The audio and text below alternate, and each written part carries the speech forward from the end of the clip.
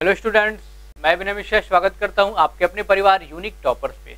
आज हम लोग पढ़ने वाले हैं क्लास 9th का जो 4th चैप्टर है, दैट इज लास्ट चैप्टर जो है आपका स्ट्रक्चर ऑफ द एटम के बारे में बड़ा अच्छे से डिस्कस करने वाले हैं। वीडियोज आपको पार्ट वाइज मिलेंगी, कोई दिक्कत नहीं, सारी चीज़ आपको समझ में आएंगी। इससे पहले जितने भी वीडियोज अपलोड हो चुके हैं जाकर के आप लोग जरूर देखें।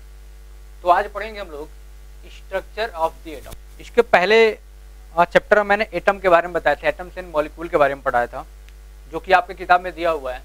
तो आज पढ़ने वाले कि एटम का स्ट्रक्चर कैसा होता है उसके बारे में, यानी कि स्ट्रक्चर ऑफ द एटम। ठीक है, इस चैप्टर में सबसे पहले हम लोग ये जानेंगे कि प्रेजेंट टाइम में एटम का स्ट्रक्चर कैसा है, कैसे डिस्ट्रीब्यूशन है इलेक्ट्रॉन का, कैसी सारी चीज़ें पूरा हम लोग प्रेजेंट फॉर्म में, प्रेजेंट टाइम में एटम का फॉर्म कैसा है, कैसा स्ट्रक्चर, उसको जान लेंगे हम लोग, थोड़ा सा रिव्यू दे देंगे आपको। ठीक है, उसके बाद एटम का स्ट्रक्चर बताने के लिए बहुत सारे अटेम्प्ट हुए, बहुत सारे मॉडल दिए गए। थॉमसन ने अपना मॉडल दिया सबसे पहले, उसके बाद रदरफोर्ड ने अपना एक्सपेरिमेंट करके बताया, और उसके बाद बोर्स एटॉमिक मॉडल है। यानी तीनों चीज़ हम लोग पढ़ेंगे थोड़ा सा बाद में। लेकिन सबसे पहले एटम के बारे में जो प्रेजेंट फॉर्म में जो धारणाएं हैं, कैसे एग्जिस्ट करता है, उसको हम लोग जान लेते हैं। ठीक है, तो बहुत सारी चीज़ें आपको क्लियर हो जाएंगी। सबसे पहले मैं बातचीत करूँ एटम की, तो एटम मुझे बताने की ज़रूरत है नहीं, okay, because you know everything all about atom.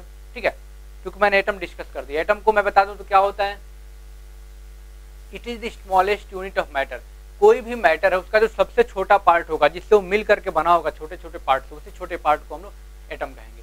ठीक है, यानी कि it is the smallest unit of element कह सकते हो, या फिर it is the smallest unit of matter. ठीक है, यानी कि अगर मैं बातचीत करूं तो मान लो हमारा क्या है, ये कॉपर है। क्या हमारा कॉपर है। कॉपर का कोई मैंने स्ट्रिप ले लिया, और जो कॉपर होगा मैंने आपको ऑलरेडी बताया भी था, छोटे छोटे पार्टिकल, कॉपर के पार्टिकल से, ये छोटे छोटे पार्टिकल से क्या होगा, और भी बहुत छोटे छोटे पार्टिकल होंगे। आपको मैं दिखाऊं तो बहुत सारे छोटे छोटे पार्टिकल होंगे, और ये छोटे छोटे पार्टिकल होंगे, इनसे ही मिलके कॉपर बना है। तो ये छोटे छोटे पार्टिकल को हम क्या बोलते हैं, एटम। ये किसके एटम हो जाएंगे, एक कॉपर के एटम हो जाएंगे। एटम समझ में आ रहा है, the smallest unit of matter which retains all the properties of element. है समझ में, जो सबसे छोटा यूनिट होता है किसी भी मैटर का, वही हमारा एटम होता है। ठीक है, डेल्टन ने अपने थ्योरी में ये बताया था, डेल्टन बाबा ने अपने थ्योरी में बताया था, अपने पोस्टुलेट में ये बताया था उन्होंने, कि एटम को डिवाइड नहीं कर सकते हैं, एटम्स आर इनडिविजिबल। बट आगे चल के एटम को डिवाइड किया गया, और इसके 3 सब एटॉमिक पार्टिकल भी हुए, इलेक्ट्रॉन्स, प्रोटॉन्स, न्यूट्रॉन्स। ठीक है, यानी कि एटम को भी डिवाइड किया जा सकता है, और डिवाइड किया गया, अभी आगे हम लोग पढ़ेंगे उसको। यानी कि 3 सब एटॉमिक पार्टिकल एटम्स के भी हैं, इलेक्ट्रॉन्स, प्रोटॉन्स एंड न्यूट्रॉन्स। तो प्रेजेंट फॉर्म में एटम का स्ट्रक्चर कैसा है उसको हम लोग जान लेते हैं। सबसे पहले बातचीत करूँ तो एटम एक स्फेरिकल होता है। कैसा होता है, प्रेजेंट फॉर्म में मैं बातचीत कर रहा हूँ, उसके बाद जानेंगे सारी चीज़ें, बिल्कुल घबराओ नहीं।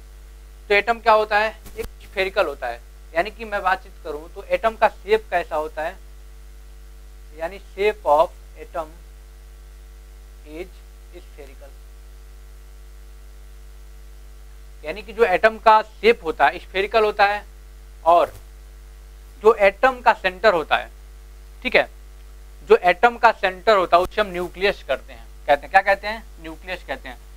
ये मैं छोटी छोटी बातें आपको बता दे रहा हूँ, जो प्रेजेंट टाइम में एटम के बारे में अवधारणाएं हैं, जो एग्जिस्ट करता है उसके बारे में बातचीत करता हूँ। ठीक है, क्या बताया मैंने, जो एटम का सेंटर होता है, ठीक है, जो सेंटर का एटम होता है उसे हम क्या कहते हैं, न्यूक्लियस कहते हैं। यानी कि centre of atom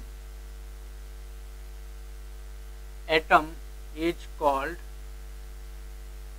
nucleus. Nucleus क्या होता है अभी समझ में आ जाएगा, बिल्कुल घबराओ नहीं। यानी कि क्या बताया मैंने कि एटम जो होता है स्फेरिकल होता है, सेंटर ऑफ एटम को हम लोग न्यूक्लियस बोलते हैं, सेंटर ऑफ एटम को हम लोग न्यूक्लियस बोलते हैं। यानी कि और जो न्यूक्लियस होता है वो क्या होता है, पॉजिटिव चार्ज होता है, और इलेक्ट्रॉन्स क्या करते हैं, इसके चक्कर लगाते हैं। क्या करते हैं, इसके अराउंड रिवॉल्व करते हैं। ये क्या हमारा, ये हमारा न्यूक्लियस है। सेंटर को हम क्या बोलते हैं, एटम के सेंटर को न्यूक्लियस बोलते हैं, और इसे हम ऑर्बिट बोलते हैं, सेल्फ बोलते हैं। आगे जाके हम लोग पढ़ेंगे इस चीज को। ठीक है, और इलेक्ट्रॉन्स क्या करते हैं, इसके चक्कर लगाते हैं, यानी कि revolve around nucleus, revolve around nucleus. ठीक है, ये प्रेजेंट फॉर्म में बता रहा हूं मैं कि एक एटम क्या स्फेरिकल है, इस सेंटर को, इसके सेंटर को न्यूक्लियस कहते हैं, और इलेक्ट्रॉन्स क्या करते हैं, डिफरेंट ऑर्बिट्स में क्या करते हैं, रिवॉल्व करते हैं, इसके चक्कर लगाते हैं। ये प्रेजेंट टाइम में बहुत सारे रिसर्च के बाद ये पाया गया, बहुत सारे रिसर्च के बाद, ठीक है, ये बताया गया कि एटम्स आर डिविजिबल, यानी कि एटम को हम डिवाइड कर सकते हैं, यानी कि क्या है भाई, डिविजिबल है, और इसको डिवाइड करके 3 पार्टिकल में तोड़ा गया। यानी कि जो एटम होगा, एटम के भी सब एटॉमिक पार्टिकल होगा, यानी कि एटम को भी तोड़ेंगे तो 3 पार्ट में तोड़ेंगे। किसको, एटम को, इलेक्ट्रॉन, प्रोटॉन, न्यूट्रॉन। अब ये सारी चीजें बहुत अच्छे से क्लियर होंगी, बस मैं प्रेजेंट फॉर्म में बता रहा हूँ क्या क्या चीजें हैं। अब इन सब चीजों को बहुत अच्छे से हम लोग पढ़ेंगे, इलेक्ट्रॉन को, प्रोटॉन को, न्यूट्रॉन को, ठीक है, न्यूक्लियस को, हर चीज को पढ़ेंगे। मैं थोड़ा सा ओवरव्यू दे रहा हूँ, ठीक है। यानी कि एटम में भी 3 पार्टिकल प्रेजेंट होते हैं, कौन कौन से, इलेक्ट्रॉन, प्रोटॉन, न्यूट्रॉन। यानी कि एटम को डिवाइड कर सकते हैं और उसको 3 पार्ट में, यानी कि 3 पार्टिकल से मिलकर के एटम बना होगा, इलेक्ट्रॉन, प्रोटॉन और न्यूट्रॉन। आ रहा चाहिए समझ में। अब हम लोग इलेक्ट्रॉन, प्रोटॉन, न्यूट्रॉन के बारे में थोड़ा सा जान लेते हैं, इलेक्ट्रॉन, प्रोटॉन, न्यूट्रॉन के बारे में थोड़ा सा जान लेते हैं, ठीक है, ताकि बहुत ही आसानी रहेगा आगे के जो मॉडल्स पढ़ने हैं, एटम का स्ट्रक्चर बताने के लिए जितना मॉडल दिया गया है उसके बारे में पढ़ेंगे, थॉमसन मॉडल बारे में पढ़ेंगे, रदरफोर्ड ने अपना एक्सपेरिमेंट करके बताया उसके बारे में पढ़ेंगे, बोर्स एटॉमिक मॉडल पढ़ेंगे, सारी चीज हम लोग पढ़ेंगे, कोई दिक्कत नहीं है, ठीक है। तो हम लोग यहाँ पे बातचीत कर लेते हैं इलेक्ट्रॉन्स जो सब एटॉमिक पार्टिकल्स है, किसके, एटम के, प्रोटॉन्स एंड न्यूट्रॉन्स। यानी कि ये साफ तो क्लियर होगा कि एटम से डिविजिबल है और एटम को डिवाइड करके इलेक्ट्रॉन, प्रोटॉन, न्यूट्रॉन कर सकते हैं। यानी कि एटम 3 पार्टिकल से मिलकर बना होगा, 3 सब एटॉमिक पार्टिकल से मिलकर बना होगा, that is electron, proton and neutron, ठीक है। ये बताया गया जो इलेक्ट्रॉन होता है वो नेगेटिव चार्ज होता है, नेगेटिव चार्ज,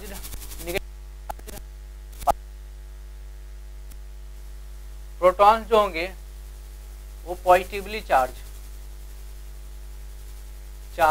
पार्टिकल, जो प्रोटॉन्स होंगे क्या होंगे, पॉजिटिवली चार्ज पार्टिकल होंगे, और न्यूट्रॉन्स जो होंगे न्यूट्रल होंगे, यानी कि नो चार्ज,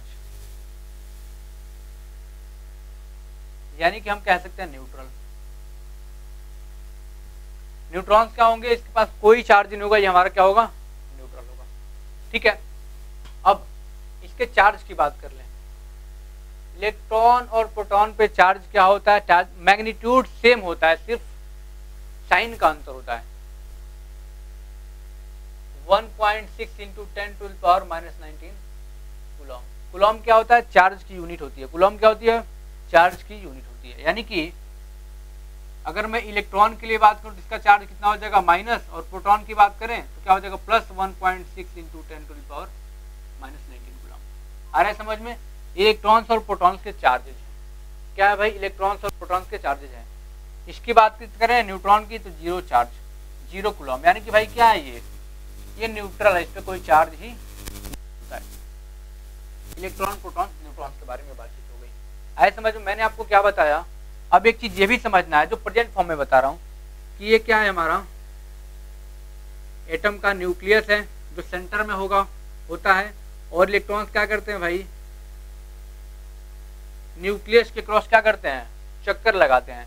अब जो न्यूक्लियस में होगा कौन कौन होगा, न्यूक्लियस में न्यूट्रॉन और प्रोटॉन होता है। कौन कौन होते हैं भाई, किसी भी एटम के न्यूक्लियस में कौन कौन प्रेजेंट होता है, न्यूट्रॉन और प्रोटॉन। कौन कौन प्रेजेंट होता है, न्यूट्रॉन और प्रोटॉन, ठीक है। बहुत बेसिक चीजें मैं बता रहा हूँ आज, बहुत बेसिक चीजें, यानी कि समझ लो केमिस्ट्री का ये ABCD है। न्यूक्लियस में क्या होता है, कौन कौन होता है, न्यूट्रॉन और प्रोटॉन होता है। और इलेक्ट्रॉन्स क्या करते हैं भाई, ये न्यूक्लियस के चारों ओर रिवॉल्व करते हैं, चक्कर लगाते हैं ये। यानी इलेक्ट्रॉन, प्रोटॉन, न्यूट्रॉन का डिस्ट्रीब्यूशन देख लिया आपने, न्यूट्रॉन और प्रोटॉन कहाँ होंगे, न्यूक्लियस में होंगे, ठीक है। न्यूक्लियस होगा पॉजिटिव चार्ज होगा, और जो इलेक्ट्रॉन्स होंगे नेगेटिव चार्ज क्या करेंगे, न्यूक्लियस के चारों ओर फिक्स ऑर्बिट में चक्कर लगाएंगे। ये मैं बेसिक चीज बता रहा था, आए समझ में। अब बातचीत कर लेते हैं कूलॉम तो पता है आपको क्या है, SI यूनिट है चार्ज की। अब मास की बात करें, अब मास की बात करें तो इलेक्ट्रॉन का मास कितना हो जाएगा, प्रोटॉन का मास कितना हो जाएगा और न्यूट्रॉन का मास।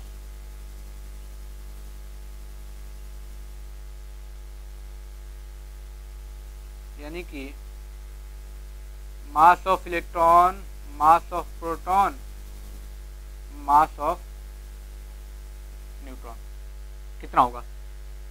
ये सारी चीजें आपको एकदम दिमाग में बैठा के रखना है, ठीक है। ये सारी चीजें, इलेक्ट्रॉन पे चार्ज कितना होता है, प्रोटॉन पे कितना होता है, इसका मास कितना होता है, सारी चीजें आपको एकदम दिमाग में बैठा के रखना है, ठीक है। कितना होता है 9.1 इंटू 10⁻⁻31 kg। कितना होता है 9.1 इंटू 10⁻⁻31 kg। और ग्राम में करना चाहें तो 9.1 इंटू 10⁻28, ठीक है। माइनस है, ध्यान रखना। Charge of proton, sorry mass of proton की बात करें, न्यूट्रॉन की बात करें तो 1.67, दोनों का होता है 1.67 इंटू 10⁻⁻27 kg, ठीक है। थोड़ा सा डिफरेंस होता है इनके मास में, थोड़ा सा डिफरेंस होता है, लेकिन लगभग बराबर होता है तो हम लोग इक्वल मान लेते हैं, ठीक है। तो 1.67 into 10⁻⁻27 kg mass of proton, mass of neutron, ठीक है। और मास ऑफ इलेक्ट्रॉन इतना। अरे चीज समझ में। अब देखो यहाँ पे आप देख पा रहे हो कि जो मास ऑफ प्रोटॉन है, मास ऑफ न्यूट्रॉन है, जो मास प्रोटॉन का मास है, न्यूट्रॉन का मास है more than that of electron का मास, यानी मास ऑफ इलेक्ट्रॉन। यानी कि जो मासेज हैं प्रोटॉन और न्यूट्रॉन के, वो क्या है, बहुत ज्यादा है मास ऑफ इलेक्ट्रॉन से।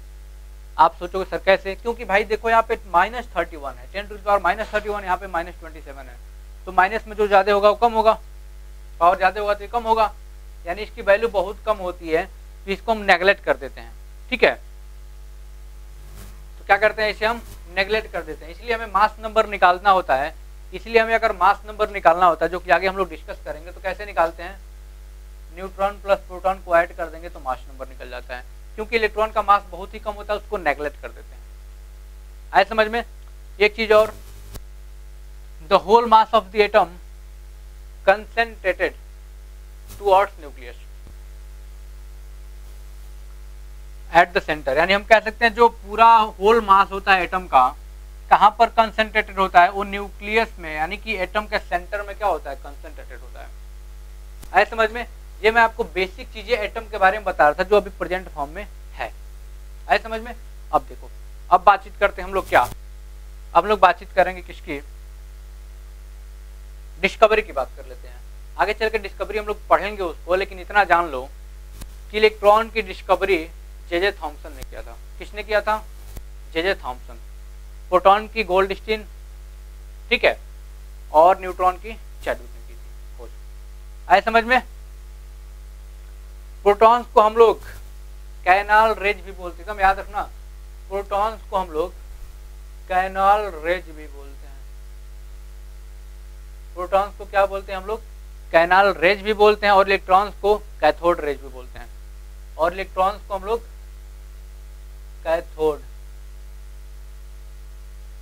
रेज भी कहते हैं, ठीक है। इतनी चीजें आप समझ गए होंगे, कहीं कोई दिक्कत नहीं आएगी। हम लोग मॉडल की बात करेंगे अब, कि जो एटम का स्ट्रक्चर बताने के लिए जो पहला मॉडल था वो था थॉमसन बाबा का। किसका था भाई, हाँ बहुत सही, थॉमसन बाबा का। यानी कि हम कह सकते हैं जो पढ़ने वाले हम लोग, थॉमसन मॉडल ऑफ एन